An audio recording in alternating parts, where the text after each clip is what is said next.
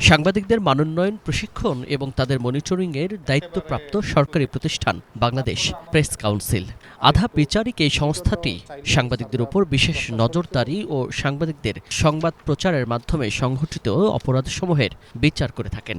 সেই সাথে সাংবাদিকরাও কোনো ধরনের অসুবিধার শিকার হলে তাদের আইনি সহায়তা প্রদানও সরকারি এই প্রতিষ্ঠানের অন্যতম দায়িত্ব, যার প্রধান হয়ে থাকেন সাবেক অথবা বর্তমান কোনো বিচারপতি।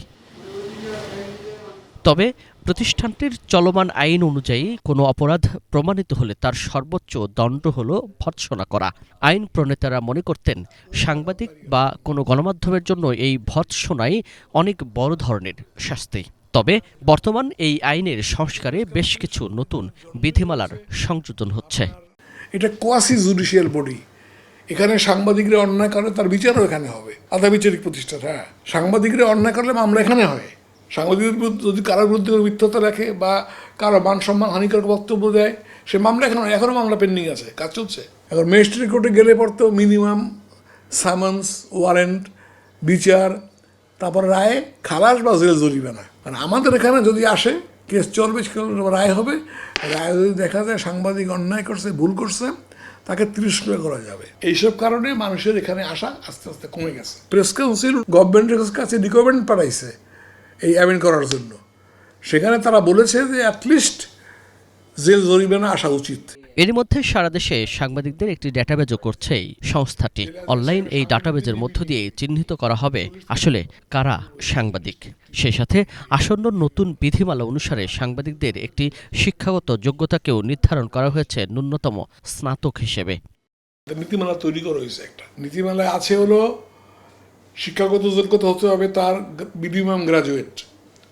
তবে এখন যারা আছে তারা যদি 5 years এক্সপিরিয়েন্স হয়, তাদের গ্র্যাজুয়েশন লাগবে না।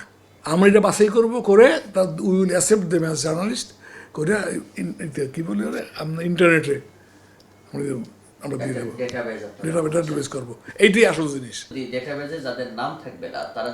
তারা সাংবাদিক বলতে পারবে না, বললে মামলা হয়ে যাবে। 25 সালের ভিতরে আমরা প্রথম ডিক্লারেশন দেবো যে কত লোককে আমরা সাংবাদিক হিসেবে গ্রহণ করলাম।